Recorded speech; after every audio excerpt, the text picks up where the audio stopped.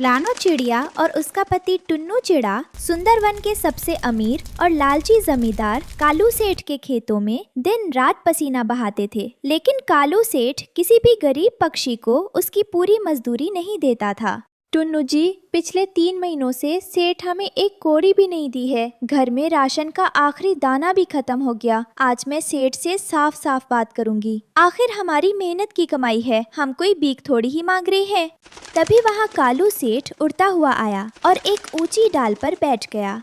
अरे ओ टुन्नू, ओ रानो, बातों के सिलसिले बंद करो और काम पर ध्यान दो। अगर आज शाम तक ये पूरा खेत साफ नहीं हुआ तो एक दाना भी नहीं मिलेगा। सेठ जी प्रणाम। सेठ जी, हमें आपसे कुछ बात करनी है। हमारे पिछले 3 महीने के पैसे बाकी हैं। हमारे घर में खाने को कुछ नहीं है। कृपया आज हमारे पैसे दे दीजिए। पैसे? कैसे पैसे? तुम मुफ्तखोरों को बस पैसे चाहिए, काम ठीक से करते नहीं और दाम मांगने आ जाते हो। ऐसा मत कहिए सेठ जी, हम सुबह 4 बजे से रात के अंधेरे तक आपके खेतों में मरते हैं। पूरा जंगल जानता है कि हम तभी काम से जी नहीं चुराते। अच्छा, तो अब तुम मुझे सिखाओगे? इस कालू सेठ के खिलाफ आवाज उठाने की हिम्मत कैसे हुई तुम्हारी? जो भी मेरे सामने जुबान लड़ाता है उसे मैं अपने यहाँ नहीं रखता। तुम दोनों अभी के अभी मेरे खेत से निकल जाओ। तुम दोनों को नौकरी से निकाला जाता है।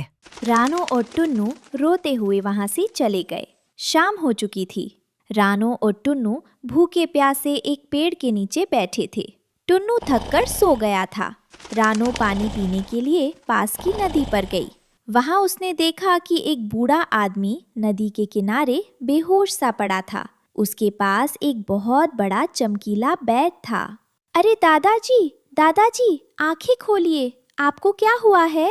पानी, पानी, बहुत प्यास लगी है बेटी। मैं बहुत दूर से आ रहा हूँ। मुझ में उड़ने की शक्ति नहीं बची।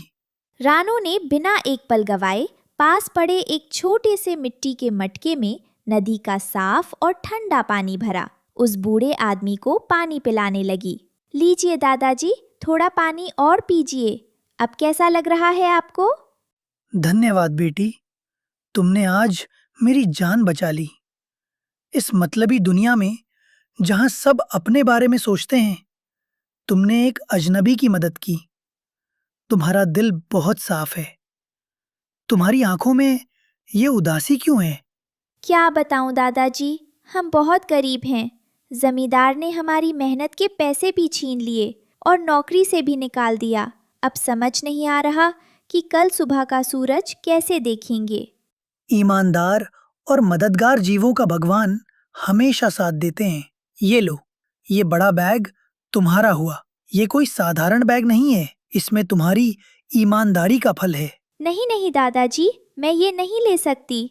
मैंने तो बस प्यासे को पानी पिलाया है। इसके बदले मुझे कोई धन नहीं चाहिए। बेटी, ये लालच का धन नहीं, बल्कि तुम्हारी अच्छाई का पुरस्कार है। इसे रखो और अपने दुखों को दूर करो। ये कहकर वो बूढ़ा आदमी अचानक वहाँ से गायब हो गया। रानो हैरान रह गई। वो बैग लेकर तुरंत टुन्नू के पास पहुँची। टुन्नू जी, जल्दी उठो। देखो, भगवान ने हमारी सुन ली। क्या हुआ रानो, क्यों चिल्ला रही हो? और ये बड़ा सा बैग किसका है? रानो ने जैसे ही बैग की जिप खोली, दोनों की आंखें फटी की फटी रह गईं। बैग सोने के सिक्कों और नोटों से लबालब भरा हुआ था।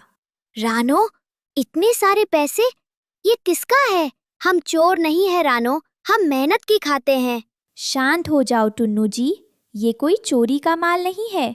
ये हमारी ईमानदारी का फल है। रानो और टुन्नू ने उन पैसों से जंगल के एक सुरक्षित कोने में एक अद्भुत घर बनाया, जिसे सब जादुई पैसों का घर कहने लगे। वे गरीब पक्षियों की मदद करते थे। तभी एक दिन सुंदरवन की सबसे चालाक और लालची लाली लोमड़ी वहां से गुजरी। अरे वाह, ऐसा घर तो मैंने पूरी जिंदगी में नहीं देखा। दीवारों पर इतने नोट। अगर ये घर मेरा हो जाए तो मुझे कभी शिकार करने की जरूरत नहीं पड़ेगी। लाली लोमड़ी ने एक योजना बनाई। हाय दया, कोई है? मुझे बचाओ। जमींदार कालू सेठ मेरे पीछे पड़ा है। वो मुझे मार डालेगा। मुझे छुपा लो। रानो और टुन्नू घर से बाहर आए। अरे लाली बहन, क्या हुआ? तुम इतना क्यों रो रही हो? अंदर आ जाओ। खैरो रानो, लोमड़ी पर इतनी जल्दी भरोसा करना ठीक नहीं। नहीं टुन्नू भाई, मैं सुधर गई हूँ। कालू सेठ ने मेरा सब कुछ हड़प लिया। मुझे बस आज की रात अपने इस प्यारे से घर में रहने दो। सुबह होते ही मैं चली जाऊंगी। रानो ने लोमड़ी को घर के अंदर बुला लिया और उसे खाना खिलाया। रात को जब रानो और टुन्नू सो गए तो लाली लोमड़ी दबे पांव उठी। मूर्ख चिड़िया, अब ये घर मेरा है। सुबह होते ही मैं इन्हें यहाँ से धक्का मारकर निकाल दूंगी। और अगर इन्होंने मना किया तो मैं इन्हें एक ही निवाले में खा जाऊंगी। लाली लोमड़ी ने जैसे ही घर की तिजोरी की तरफ हाथ बढ़ाया, अचानक उस जादुई बैग से एक तेज रोशनी निकली। वो जादुई बैग केवल सच्चे दिल वाले लोगों के लिए था। लालची लोगों के लिए वो एक फंदा था। घर के दरवाजे और खिड़कियां अपने आप बंद हो गए और लाली लोमड़ी एक पिंजरे में कैद हो गई। बचाओ, बचाओ, मुझे छोड़ दो। ये क्या हो रहा है? रानो, टुन्नू, मुझे बचाओ। आवाज सुनकर रानो और टुन्नू जाग गए। ये देखो रानो, मैंने कहा था ना, ये लोमड़ी हमारी मदद के लिए नहीं बल्कि हमारे घर को हड़पने आई थी। मुझे माफ कर दो रानो बहन, मेरे मन में लालच आ गया था। मैं तुम्हारे पैसों का घर चुराना चाहती थी। मुझे इस जादू से बाहर निकालो। मैं कभी दोबारा यहाँ नहीं आऊंगी। लाली बहन, जो दूसरों का हक मारना चाहते हैं या दूसरों की चीजें हड़पना चाहते हैं, उनके साथ ऐसा ही होता है। हे जादुई बैग, इस लोमड़ी को इसकी गलती का एहसास हो गया है। कृपया इसे छोड़ दीजिए। तुरंत रोशनी गायब हुई और दरवाजे खुल गए। लाली लोमड़ी वहाँ से दुम दबाकर भाग खड़ी हुई। इधर कालू सेठ को जब पता चला कि रानो और टुन्नू इतने अमीर हो गए हैं और उनके पास पैसों का घर है, तो वो भी लालच में अंधा हो गया। ओ रानो, ओ टुन्नू, बाहर निकलो। तुम दोनों मेरे खेत के मजदूर थे, इसलिए तुम्हारे पास जो भी धन है उस पर मेरा हक है। ये घर मुझे सौंप दो, वरना मैं इसे तहस नहस कर दूंगा। इस बार रानो और टुन्नू डरे नहीं। उनके साथ जंगल के वे सभी गरीब पक्षी भी आ गए थे जिनकी रानो और टुन्नू ने मदद की थी। कालू सेठ, अब तुम्हारा अन्याय नहीं चलेगा। ये धन हमारी ईमानदारी का है। अच्छा, तुम्हारी इतनी हिम्मत? पकड़ो इन सबको। जैसे ही कालू सेठ के गुंडे आगे बढ़े, जादुई घर की दीवारों से तेज हवा के थपेड़े और कांटेदार बिजली सी चमकने लगी। कालू सेठ और उसके साथी हवा में उड़कर दूर जा गिरे। उनके पंख टूट गए और वे बुरी तरह जख्मी हो गए। अन्यायी कालू सेठ का अंत हो गया।